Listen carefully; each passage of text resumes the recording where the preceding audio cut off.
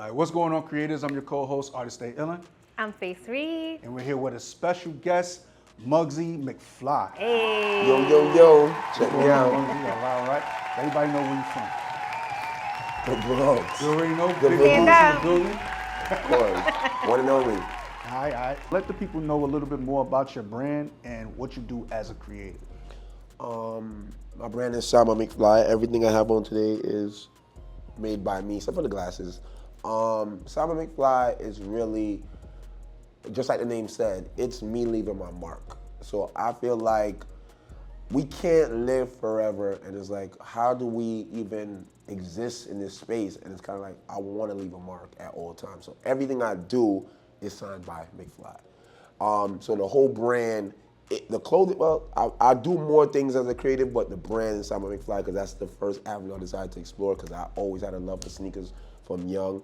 I'm about to make 11 years next month designing, and I'm self-taught. I just liked design. I had a taste level. I come from the Bronx, we styling. We styling. And that's just kind of how I put it together. And now I'm just trying to, leave a ladder for the next person to come up. It's funny because the name is derived from Back to the Future, and Marty want to help his kids have a better future, and I'm just trying to be that adult that I think I needed growing up. So I just try to build a place for the creative to exist, and that's really what I'm aiming for. I like Fire. that. Like that. That's ill right there. That was good shit. Yeah. I want to ask you, if you remember, what was the first piece? What was your first piece? I never forget this. The first piece wasn't even clothing. It was iPhone case, iPhone 4 case. And I don't know, I really look back sometimes and I'm like, how did I even think of the branding? Because I believe that, I started in 2013, everybody had shirts, and it was actually the Summer Jam that was the leather Summer Jam where everybody was wearing full black leather.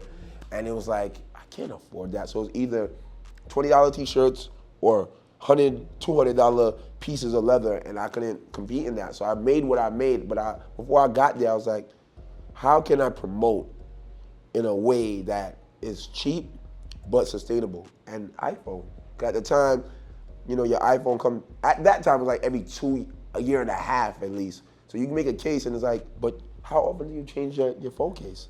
You don't. Once you have a good one, you stay there. So every time they pull out their phone, it's me. So the girls take their selfie, it's my logo on it. And I was like, that's the way I'm gonna promote. So that was the very first piece. It was a double M? It was a double M. It said more dreams, less sleep. And it had some clouds and it had the double M there. No, it wasn't even double M yet, because that wasn't my logo yet. It was my old logo, and that was just it. If you could take us to the beginning, you spoke a little bit on that, but take us to how it all started for you, what got you into fashion and everything. So, getting into fashion, period, as someone that loved fashion and being a designer, two separate stories. So one, not having it, having a parent from the Caribbean that was single parent that might not have the finances to make me be as fly as the rest of the kids. That first day of school fly, I couldn't really stand on that. But it got to a point where I was smaller, so my foot size was still, kid size, until they changed it to 7. But it was at a point where I could still wear that. So I was like, you know what? The avenue that I can compete in is sneakers. And I stayed with that, and then I just grew a love. So eventually I was able to elevate from the ground up, literally, from the shoes to the rest of the clothing. And then with actually being a designer, I remember I hated working, to tell you the truth. I've had a job in 13 years. I hated my last job. I hated every interview. I hated dressing up. I hated everything about it. And the first question I used to ask the interviewer or on the resume was like, can I wear my own clothes though? I didn't want to wear a 3-piece suit. I didn't want to look like a butler. I was not with it. And it got to a point where it's like, I care more about the fashion than the actual job. So why not I just cut out the middleman? But I didn't know at the time that the whole idea of being a creative or a designer was even possible. I knew doctor, nurse, lawyer, firefighters, policeman. It was like, I don't like none of those things. Then I remember the summer I lost my job, maybe 2 months after, I ran into a couple of my friends in a cookout, and they all had on matching shirts, and I'm like, oh, y'all fly. And I realized they were starting a brand. Oh. And it was like 6, 7 of them. I was like, and I was so infatuated with the idea. I'm like, oh my God. Still not thinking of making my own brand. And then eventually they asked me to be like the poster child, and I did a lot of photo shoots with them, me and my other friend who actually ended up making a brand eventually, J Tips. It's funny how we both started like that, and it just got to a point where I would literally sell their clothes because I messed with it. And then it got to a point where I had ideas, and I tried to extend my ideas, and it was met with rejection, which I understand now, of course, but it hurt. It was like, I'm doing all this I can't, but it's your brand, it's your vision. And I remember complaining to my friend, and he was like, do it yourself. I'm like, okay. And it took me like a year and a half, and I figured out how to make clothes. You know, getting turned down is like everyone's story part, like getting turned down. And I think that's the reality. You're gonna get shut down. You're gonna, yeah. You gotta find something to fuel the fire. It's like, if you give up right then and there, then that's it. The story ends. But do you really want that? Is it testing you to prepare you for the trials and tribulations? So you pick. What does streetwear mean to you? Streetwear, well, it's funny because streetwear I never thought of anything as streetwear. I just believed it was clothing because I didn't have access to anything else. Streetwear is what you wear outside every day. And the thing about it is that the upper echelon people, they have the difference between couture and I'm going to the ball and I'm going away. But where we from, what I wear to school, what I wear on vacation, what I wear on my birthday, what I wear for sports, might be the same thing. Like, the sneakers I wore to get fresh, maybe a month later is the ones that I'm playing ball with. Maybe the one that I'm running up and playing manhunt with is the same clothes. So streetwear is just my clothes because I'm from the street. On the street, I'm outside with it I'm on. outside, Nice. so I never, like, I feel like that's more so like those people that only wear luxury and couture and dresses and those kind of stuff, because when they want to step off of that pedestal, let me go wear streetwear. Like, you're never outside, okay, but streetwear is just what I wear. All right, so what are your thoughts on fashion today as it stands? What are your thoughts on it? So I learned to accept things for what they are, but it's two things. I believe that fashion is amazing right now because the spectrum is so wide, and there's so much that could be going on. So much people have a perspective and something to say. And that's cool because I had something to say at the time and I wanted the space to say it. But I feel like we have reached a point where it's reaction fashion and cosplaying. I feel like people do things for a reaction. They wear things for a reaction. It's like, you would not wear that outside or anywhere. It doesn't have a real function outside. Like, there is a certain level of couture that, you know, you're wearing it to a ball or something, but like outside in the street in Soho, what are you doing wearing that? You feel me? It gets to a point like it doesn't connect to anything. It's just, I need to post this today. Then there's clothes that you could only wear once. And once you take a picture, you'll never want to wear it again. Then you might be wearing colors to, you know, start up something or get a notice, but is that naturally who you are? Because, you know, like, do you, like, I have these clips and all this stuff, but I can sit here and talk to you about what I have on. But if I was a shy person, then it's like, why are you wearing that if you don't want nobody to talk to you? And that kind of confuses me, but I feel like, and then like there's cosplay in New York, like people are running back Timbs and stuff with like, you know, long John Cena jeans pants, jean shorts, and it's like, we used to kind of laugh at people that did that, you know, and then y'all go in and run and go buy black Timbs, and it's like, I mean, not black Timbs, black ups, and it's like, you know, we would cross the street when you wore that. Like, you know, there's stories behind certain things, but because of the internet making the world so much smaller, things are, the rules that were made in the street are starting to, and that part kind of bothers me, but you know, us, we know who's who. So, there's parts I don't like, but I respect everybody's perspective for the most part. Do you find it hard, pause, do you find it difficult? That's a good one. Do you find it difficult Good save. as a designer, right? Do you find it difficult to like not critique too many like other designers or other fashion aspects that you see out there? Do you find it difficult? Yeah, it's actually very difficult, and I've always worked on my idea. I think about it, so what I've done in the last couple of years is I started to think of it as art. Because if I think of it as fashion and trends and stuff like that, you'll get caught up in the whirlwind. Like, what's my art? How do I connect with something? What is for my story? Like, I remember when I first made my first sneakers, that's before Cool Kai and all those people came out with like uptown-based silhouettes. I had the opportunity to do the same thing. And I was like, this is so easy. Like, it's easy. The silhouette has been around since 1980. I could play into that and it's a money grab. But it's like, is it really my story? Is it my building? Is it my branding? No. So it just got to a point where it's like, I'm gonna make my story and eventually you'll wanna read my book. And you know, it might not be today, tomorrow, but this is what a brand is. Brand is longevity, consistency. So I just got to a point where that's your perspective and that's what you want to do. That's your perspective, what you want to do. You guys can have that. I have mine too. There's a lot of books in the bookstore. Yeah. So that's how I see it as now. That's a dope C. I'm liking these Good answers. answer. I ain't even gonna lie. I'm a little well-versed in the interview sector, whatever. I can't help it. You know what I'm saying? Ew. That's crazy. How was your experience as a guest at the Boys Prep School charter school? Oh, wow. Oh wow, you see, I be digging Where it you got up. that from? I be digging it up. It's actually, I have no bad experiences going to schools, especially speaking of younger guys. It's always fun. They're always receptive. They're always fun because I usually walk in and they don't expect me to be like a person with a business or something. 'Cause Yeah. everybody gets suit and tie, but it's this guy that looks like somebody from my family, look like me, Yeah. or a rapper or a basketball player I like. So it's always really fun to like look back in the past because I was in that seat, and it's always a great. That's kind of that's what the purpose is for. So I always enjoy those moments. I think they be more attentive to what you gotta say because you look like them. Yeah, and then like I remember the last time I spoke somewhere with the kids, I came in kind of just like this, and they're like, "Are you a rapper? Oh, where's those shoes from?" And da-da, and they're like, "I'm gonna speak to you. Let me Give have me you a talk. second. Let Let me get on stage. I got you."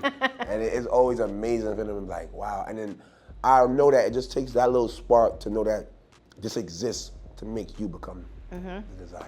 And that's what I set out to do. I said this to you already. Cyber clocks go crazy, go bananas. Where did the idea stem from? Okay, the cyber clouds. It's probably, as of today, this is my favorite thing, period, because it's completely its own. And I feel like it's the only thing that kind of speaks for the brand, who I am, where I'm coming from, and where I want to go. All so in it's one. Everything. It's just like the perfect center point of my being.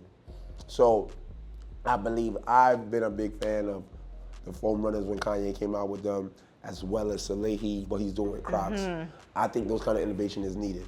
I remember before Virgil passed, he says he doesn't want a retro because why do we keep going living in the past? Let's move forward because, you know, as much as I'm a Bronx kid and I love Air Force Ones and I love Air Jordan Ones, those are from the 80s. Say that, hold on. Hold on, I don't think the people in the back heard you. You love, what two sneakers? I love Air Jordan 1s and Air Force Ones. But he said Air Force Ones He as well. switched it the second time around. Continue. But they're from the 80s, and I think we need innovation. As much as they are great, and they're kind of like the perfect shoes, honestly, like shape-wise and everything, but there's innovation, and I believe that capitalism has stunted innovation because they keep wanting to sell us the same thing over That's and a over. fact. So I feel like tying into being McFly, Back to the Future McFly, it was always caring about the future, but paying homage to the past at the same time. So with these, I have the futuristic shape of, let's say, a DeLorean, which ties into the namesake that I got my brand name and my name from. But at the same time, it being cyber, it's paying homage to the cyber truck from Tesla that's coming out now. Okay. So that's mainly where it came from, and the whole idea of, you know, shoes without laces is a more futuristic mold. I know that all sneakers that everybody has on, if you left those sneakers unworn for 3 months and tried them on, It's falling apart. over. But these, it's not gonna happen. So that's kind of what it is. It's reaching the point where it's more sustainable, it's more fashionable, and no matter what, even if you don't like my shoes, it's gonna get your attention. and that's what I kind of wanted to live off of. So I personally love them. Like, I love it, fire. I love and that's the thing. I believe that all art is subjective. Like you should be able to love or hate the art, and that's fine. Some people be like, yo, I couldn't. Oh, I can. Interesting, but I got your attention. It's a discussion. I feel like we play it so safe now, where it's like they're kind of training us to be clones. Yeah. Like if you want the attention, do the dance that everybody's doing this week. If you want attention, play the song that's the most popular song right now. It's like, where's the pockets for the people that are doing things new? Yeah. So that's what I want to be. And I'll tell you, when Phone Runners first came out, everybody hated them. I'm telling you. I said that. I'm telling you. I know for a fact. They was sitting. We was hating. Then they started to get some colors, and girls started wearing it different ways, and everybody's like, oh, it could go like that. Yeah. And I'll never forget, my favorite Kanye shoes, which inspired me to make a lot of stuff, are the Wave Runners. And I remember, I went on my phone, seen every size, full size one, and ordered them with ease. And once I got them and wore them, everybody wanted them. And then when they restocked, it sold out in seconds. And that's the thing, is like, people, I learned that, most people aren't creative or fashionable, so it takes them time to, get over that hill. But I'll start it up, it's fine. Sometimes some people have to see people do other things to go and want to do other things. Yeah. Not me, I'm cool. Yeah. I can start it. Yeah. That's it. You see the vision already. Factual. That's that Bronx shit. You already. That's that Bronx shit. That's that Bronx shit. So you've been doing a lot of big things, and I came across the post where you had your, your shoe line at Saks. So how was that? Oh man, that was kind of surreal. I feel like there was a point where I kind of lost a little bit of my way, and I decided this was one of the times where, okay, so I mentioned Virgil earlier, and Virgil in my head was kind of always like my rival before he went to Louis Vuitton. And I feel like it's so easy to hate on things. And I remember Virgil going to Louis Vuitton and people hated on a lot of his collections. And, oh, what is he doing? Why would he do that? Oh, he's copying this, he's copying that, he's doing this and whatever. And I remember I said, you know what?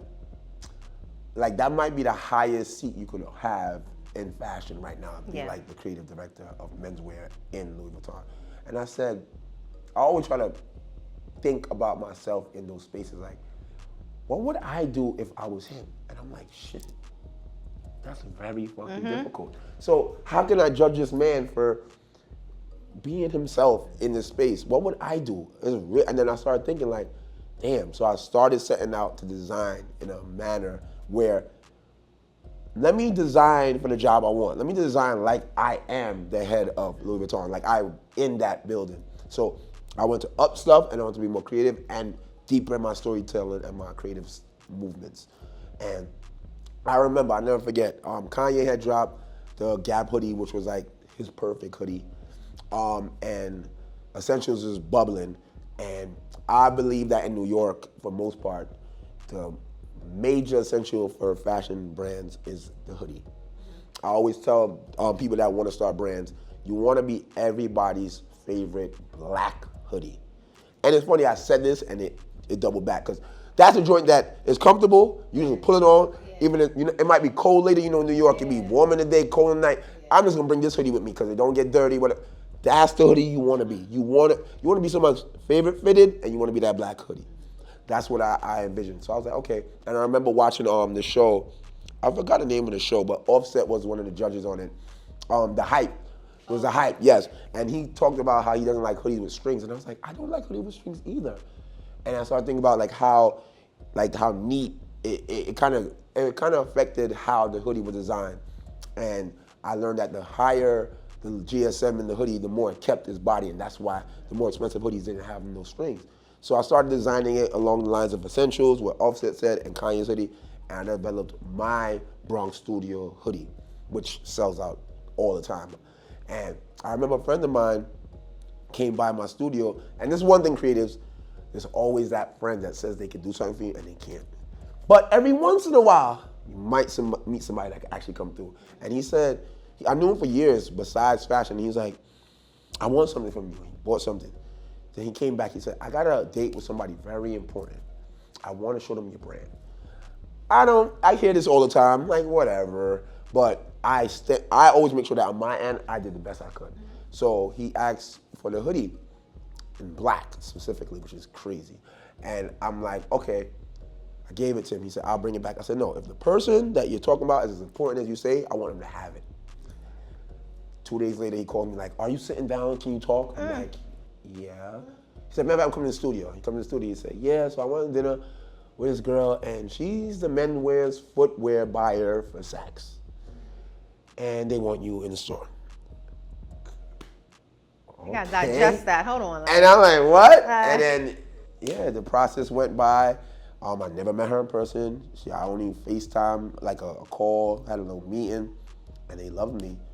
And I just ended up last year, May, on Saks, and all my footwear, my old design footwear, not a new silhouette yet, is up there and it does great. I shipped that before I came here today.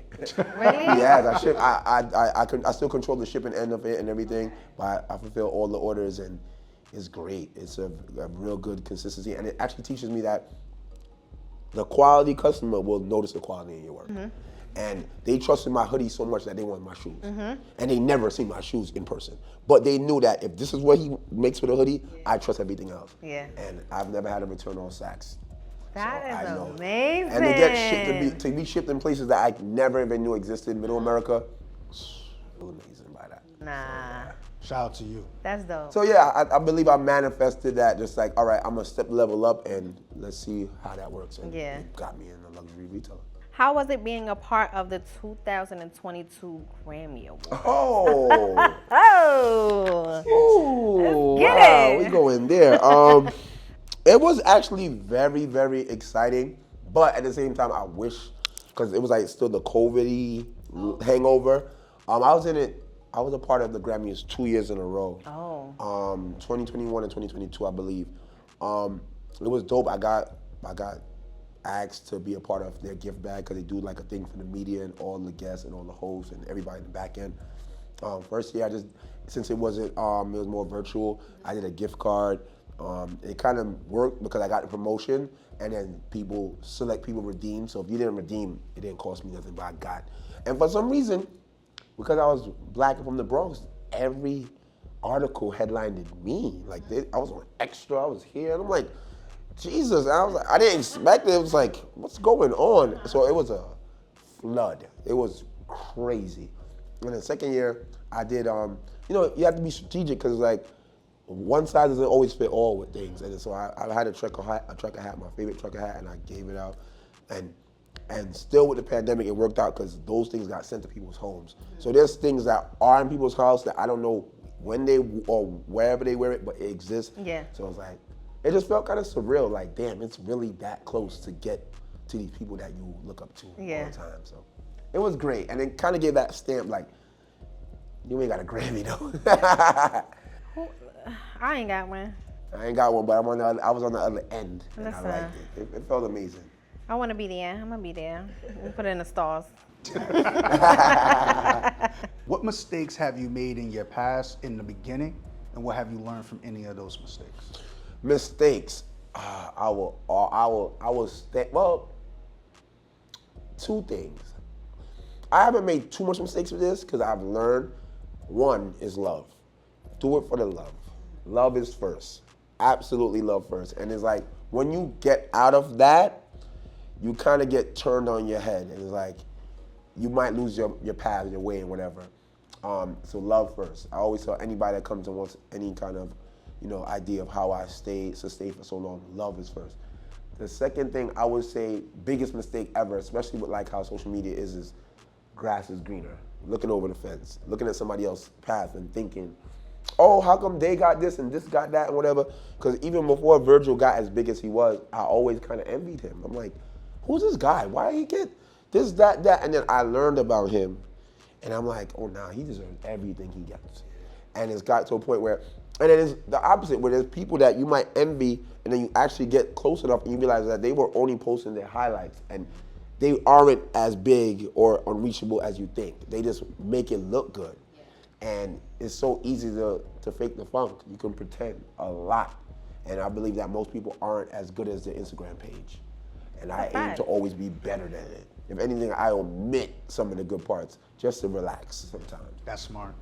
That way it can also humble you. Yeah, Yeah. it keeps me at a point where it's I have a good catalog of stars that have interacted with me and everything like that. But I know in my way that I always try to build relationships, and I've never paid anybody to wear anything. So I might see other people do things, and it's like, you know what? Whatever you did is what you did. But I know my way. It was my way. So I could always stand on that no matter what.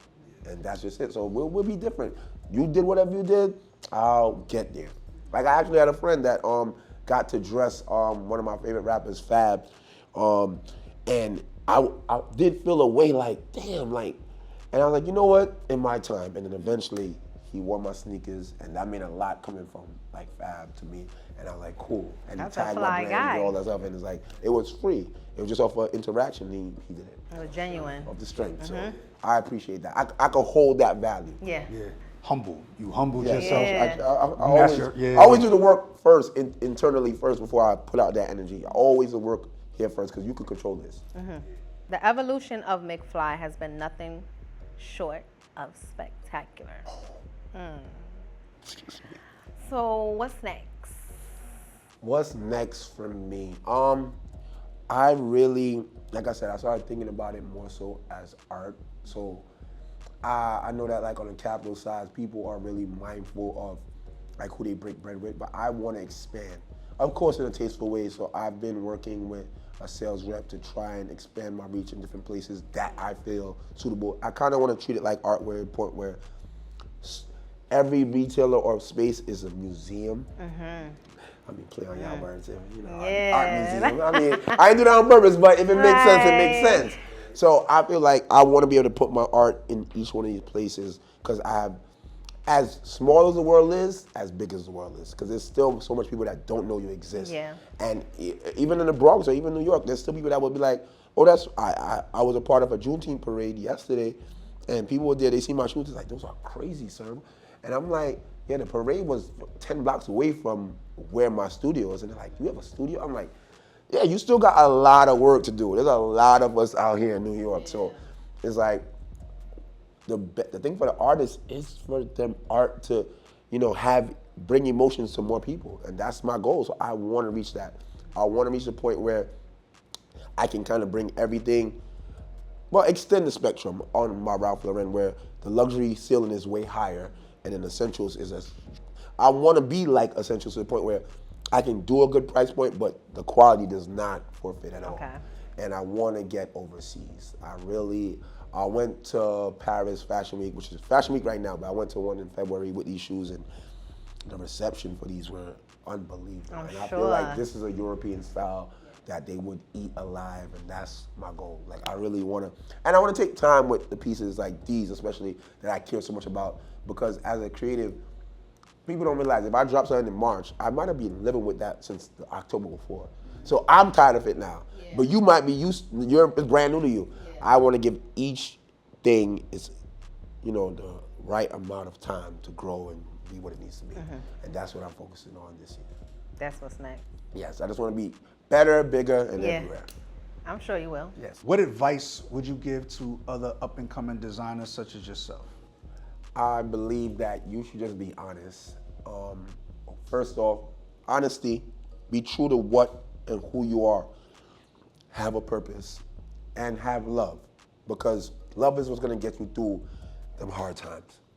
I actually wish every creative, every designer a hard time pause at the start of their journey, because I think that success and being spoiled by early success is going to throw you off.